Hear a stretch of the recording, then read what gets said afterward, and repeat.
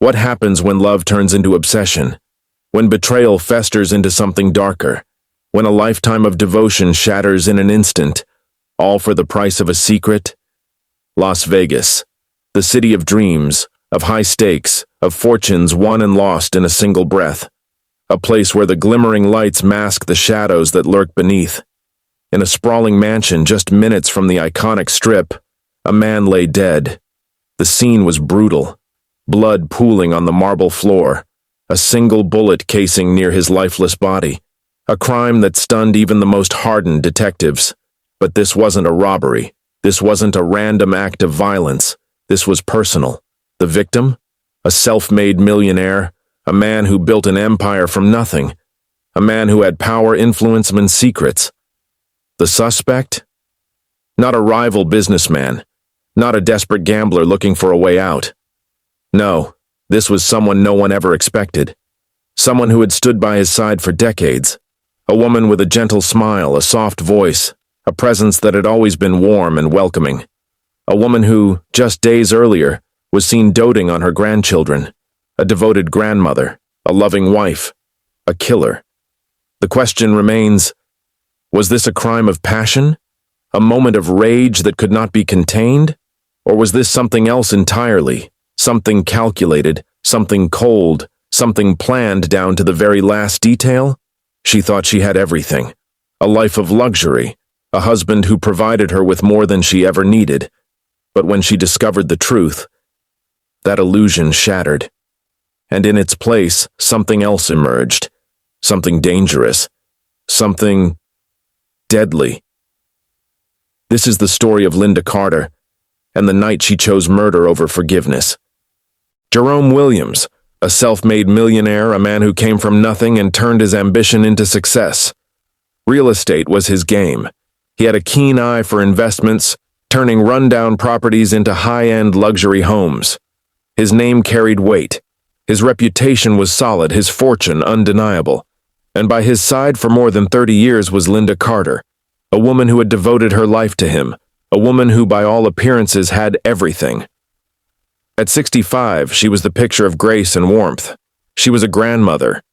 She was the woman people trusted, the woman people admired. For decades, Linda and Jerome were inseparable. They traveled the world together. They attended charity galas, mingling with the city's elite. To outsiders, they had the perfect marriage, a partnership built on loyalty, on love, on years of building a life together.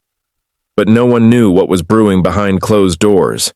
Because behind the lavish lifestyle, behind the expensive cars, the designer clothes, the extravagant vacations, there was a secret, one that would unravel everything. Jerome Williams had another life, a life that didn't include his wife, a life that led him to the dimly lit lounges of the Las Vegas Strip, where temptation was everywhere, a life that introduced him to Tasha Williams. Tasha was young, beautiful, and ambitious.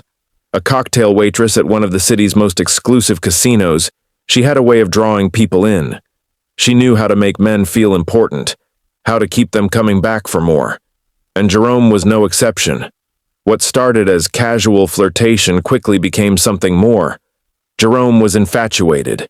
He lavished her with gifts, jewelry, designer handbags, even a luxury apartment just outside the city. He was in deep, too deep to stop.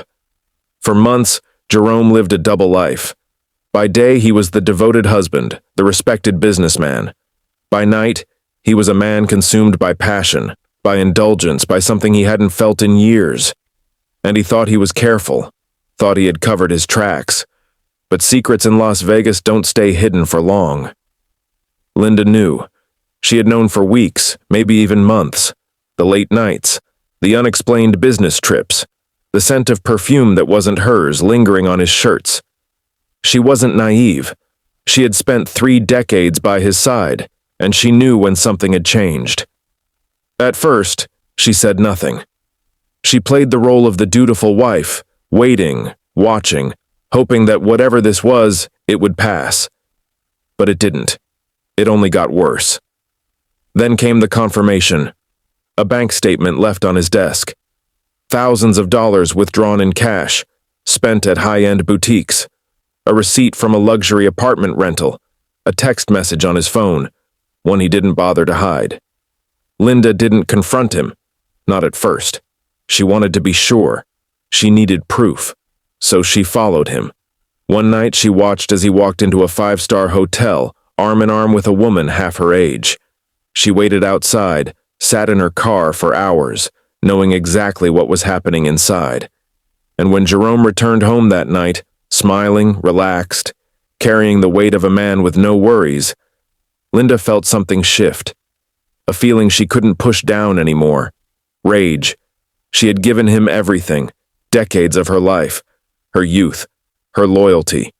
She had stood by him when he was building his fortune, when they were struggling to make ends meet. She had believed in him when no one else had. And now, she was nothing more than an afterthought. A woman he had outgrown. But Linda Carter wasn't going to be discarded. She wasn't going to be humiliated. And she wasn't going to let him get away with it. The cracks in their marriage weren't just showing anymore. They were breaking wide open. And the woman who had once been the perfect wife, the perfect grandmother, the perfect partner, was about to become something else entirely. Linda Carter had spent her entire life playing by the rules. She had been the devoted wife, the loving mother, the doting grandmother. She had stood by Jerome through every triumph, every failure, every hardship. She had sacrificed, compromised, and given him decades of unwavering loyalty. And in return, he had humiliated her. At first, the betrayal had been like a wound, sharp, immediate, shocking. But as the days passed, that wound festered. The pain transformed into something else, something darker, something that whispered to her in the quiet hours of the night, that followed her through every waking moment. She wasn't just angry. She was determined. She wouldn't be discarded. She wouldn't be replaced. And she wouldn't let Jerome walk away from everything they had built, everything she had helped him build, just to start over with some woman half her age. But divorce? Divorce meant losing too much. It meant splitting assets, fighting in court, watching him walk away with a new life while she faded into the background. Linda Carter didn't intend to be forgotten. And so, the plan began. The first clue came in the form of a search history that no one would expect from a grandmother. Investigators would later uncover a string of online searches made from Linda's laptop, inquiries that painted a chilling picture. How to poison a man without getting caught. Fast-acting poisons that leave no trace. How long does it take for antifreeze to kill someone? How to make a death look like a heart attack. The searches had started weeks before Jerome's murder. Late at night, when the house was quiet and Jerome was fast asleep, each query had been carefully typed, then deleted, but not carefully enough. And then, there were the purchases. Security footage from a local hardware store captured Linda walking through the aisles, her expression unreadable as she picked up a bottle of ethylene glycol, a substance found in antifreeze deadly when ingested. She paid in cash. No trace, no receipt in her name. A week later, a new set of searches appeared. How to buy an unregistered gun. Best ways to shoot a man in his sleep. Can a bullet be traced to a gun? Linda had always been meticulous, calculated. She wasn't the type to act on impulse. If she was going to do this, it had to be perfect. No loose ends, no mistakes. Investigators would later uncover surveillance footage from a gun shop on the outskirts of town. The timestamp, 4 days before the murder. The footage showed Linda walking in, her posture rigid, her face calm. She spoke to the clerk for nearly 20 minutes before leaving with a small, unassuming package, a legally purchased firearm. But Linda wasn't naive. She knew better than to use something registered in her name. That's where the second gun came in. A text message exchange between Linda and an unknown number provided another piece of the puzzle. Linda, it has to be done. I can't lose everything. Unknown. Contact, are you sure about this? There's no going back. Linda, just tell me when and where. The response was a location, a rundown parking lot just outside of town, a place where cash spoke louder than names, where people didn't ask questions. Security cameras in the area were old, grainy, barely functional. But a witness, a gas station attendant working the late shift, remembered seeing an older woman that night. He recalled how she had pulled up in a black sedan, the way she had looked around before stepping out, how she had exchanged a thick envelope for something wrapped in cloth, an unregistered firearm. Linda Carter was preparing for something, and Jerome Williams had no idea what was coming. That night, in a luxury hotel suite overlooking the Strip, Jerome Williams was savoring the life he had built, the wealth, the power, the thrill of a younger lover by his side. He had no idea that his past was about to catch up with him, and she was already in the building. Linda Carter had always been a patient woman. For weeks she had planned this night. She had rehearsed every detail in her mind, accounted for every possibility. There would be no room for hesitation, no space for doubt. She had waited. She had watched. And now it was time. The hotel was one of the most exclusive in Las Vegas, a place where privacy was sacred and high rollers were treated like royalty. Linda knew the layout well. She had been there before years ago, back when she and Jerome had still shared everything. She walked in unnoticed. A silk scarf draped over her head, dark sunglasses shielding her face. The security cameras captured her movements, but there was nothing unusual about them. Just another wealthy older woman strolling through the lobby, blending seamlessly into the background. She knew exactly where to go. Room 2103. Jerome and Tasha had checked in earlier that evening. Champagne had been delivered. The evening was supposed to be perfect. But perfection has a way of unraveling when the past refuses to stay buried. Inside the suite, Jerome lounged in a plush chair, his jacket draped over the back. Tasha stood by the window, scrolling through her phone. They were relaxed, comfortable, unaware. The door handle turned, but they didn't hear it. The soft click of the lock disengaging was swallowed by the ambient sounds of the city outside. Then the door opened. Linda stepped inside. Tasha looked up first. A flicker of confusion crossed her face. "Linda?" Her voice was cautious, uncertain. Jerome turned, his expression shifting from mild annoyance to disbelief. "What are you doing here?" Linda didn't answer. She closed the door behind her. In her hand, concealed beneath the folds of her coat, was the gun. The one she had acquired through back channels. The one that couldn't be traced to her except for the one mistake she hadn't realized she had made. Her fingerprints. Jerome stood up, towering over her, but for the first time in their marriage, Linda wasn't afraid. "Get out," he ordered, his voice low, warning. Tasha took a step back, instinctively putting distance between herself and whatever was about to happen. Linda's hand tightened around the weapon. "Did you ever love me, Jerome?" Her voice was eerily calm. He sighed, shaking his head. "Linda, don't do this." But it wasn't a plea. It was condescension, a dismissal. That was all it took. The gunshot shattered the air. Jerome staggered, a crimson bloom spreading across his chest. Tasha screamed, scrambling for cover, knocking over the champagne bottle in her panic. It hit the floor, the glass shattering, the liquid pooling beneath Jerome's feet. Linda didn't hesitate. A second shot rang out. Jerome collapsed, his body crumpling against the expensive carpet. His last breath was a ragged exhale, his eyes frozen in shock. The man who had built an empire, who had cheated, lied, and believed himself untouchable, was gone. Tasha, pressed against the far wall, trembled as she looked at Linda. "You don't have to do this," she whispered. Linda turned the gun toward her. For a moment the possibility lingered, but then something shifted in Linda's eyes. She had come for Jerome, not for her. Without another word, Linda turned and walked out. The 911 call came in at 11:47 p.m. A neighboring guest, shaken, had heard everything. "I heard shouting and then gunshots. Someone's dead, you have to hurry." By the time authorities arrived, the scene was as clear as it was brutal. Jerome Williams lay motionless, 2 shots to the chest, execution style. The murder weapon, left behind, resting beside his lifeless hand. And Linda Carter? She was already gone. Las Vegas police had seen their fair share of crimes, murders driven by greed, passion, and desperation. But something about this case felt different. The scene was too personal, too precise. This wasn't a random act of violence. This was something deeply planned. And the more they dug, the clearer the truth became. All signs pointed to Linda Carter. The investigation began with the crime scene. Forensic specialists combed through the hotel suite, collecting every detail, every trace of evidence. Jerome Williams had been shot twice, both bullets striking center mass, fired from close range. This wasn't a struggle. This wasn't self-defense. It was cold, calculated execution. The murder weapon, a small black semi-automatic pistol, had been left behind.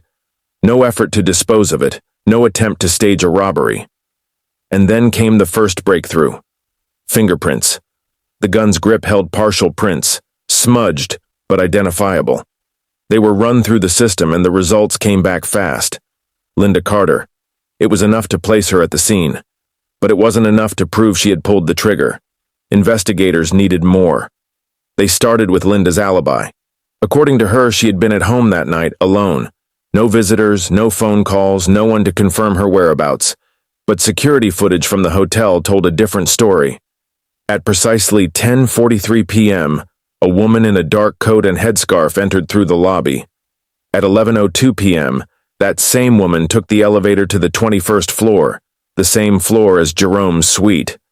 And at 11:49 p.m., just minutes after the 911 call, she was seen again, this time exiting the stairwell at the rear of the building, her pace steady, controlled. She didn't leave through the main entrance. She didn't call for a cab.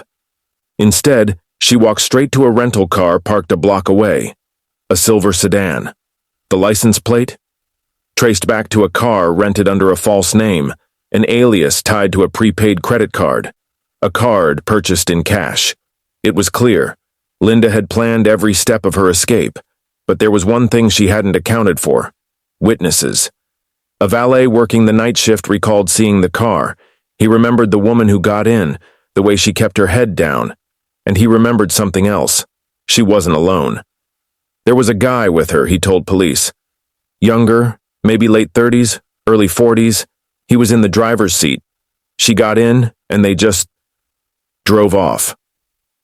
The revelation sent a ripple through the investigation. Did Linda act alone?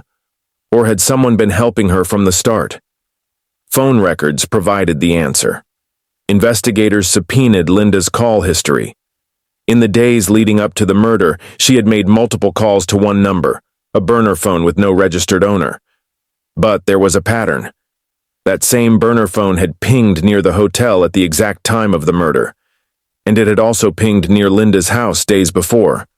Tracing the number led them to a name police were all too familiar with: Darnell Carter, Linda's nephew. Darnell had a past. He wasn't a hardened killer, but he had a record. Fraud, weapons charges, a handful of small-time arrests, nothing that suggested he was capable of murder. But when police pulled his financial records, another puzzle piece fell into place. A large cash deposit had been made into his account just weeks before the crime. The source? Untraceable. Had Linda paid him? Had he been involved from the start? The evidence was mounting, but there was still one problem. Linda was nowhere to be found. She had vanished. And now it was a race against time to track her down before she disappeared for good. For days, police searched for her, tracking every lead. They started with the rental car seen on surveillance footage.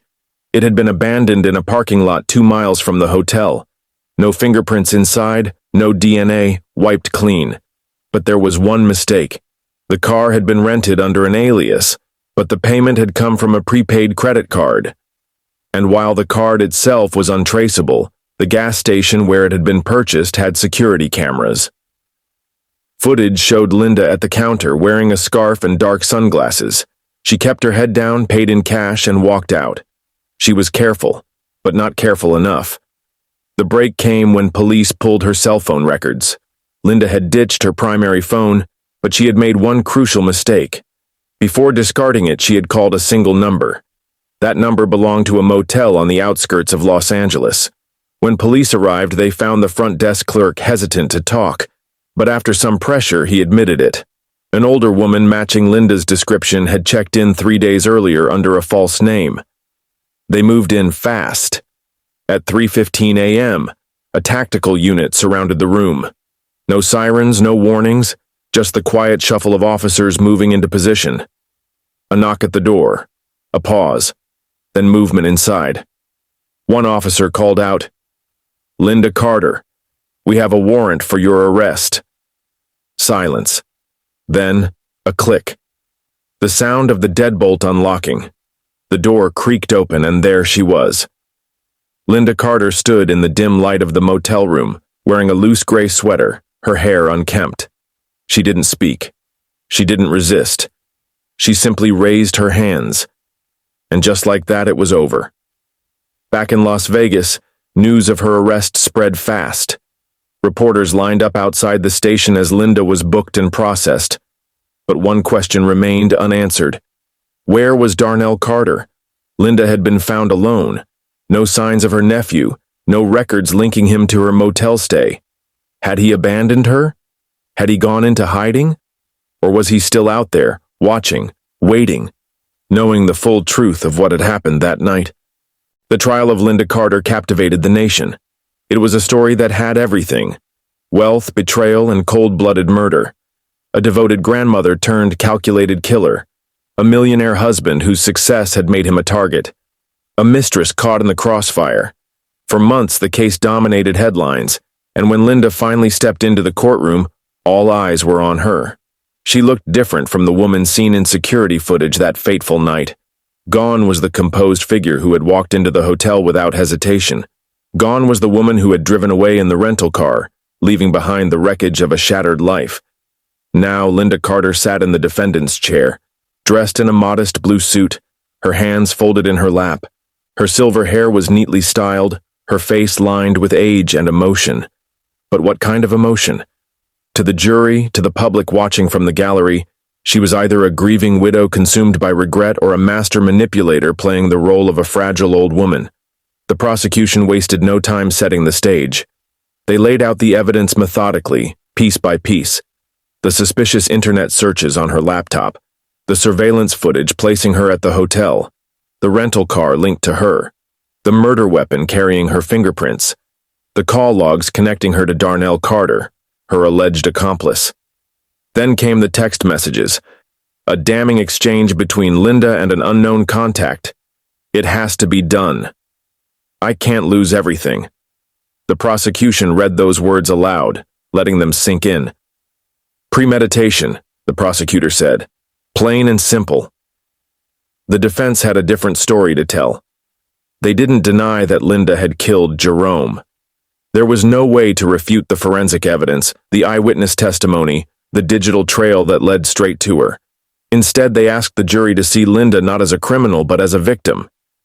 Imagine dedicating your entire life to a man, only to watch him replace you with someone half your age, her attorney said, his voice steady, unwavering.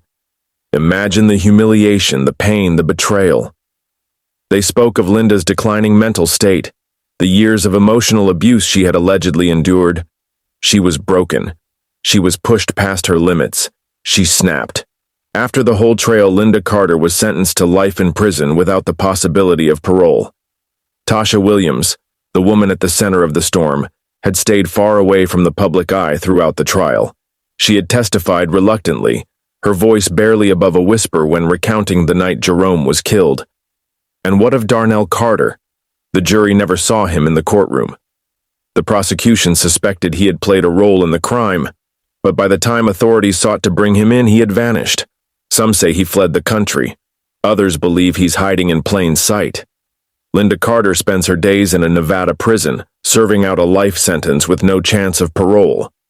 Her case has been analyzed by criminologists, debated in online forums, and dissected in true crime documentaries. Some see her as a warning, a reminder of how far a person can fall when fueled by rage and resentment. Others see her as a tragic figure, a woman who lost control in a moment of despair. What do you think? Was Linda a woman scorned, desperate, and broken? Or was she something far more dangerous, someone who knew exactly what she was doing from the very beginning? Drop your thoughts in the comments below.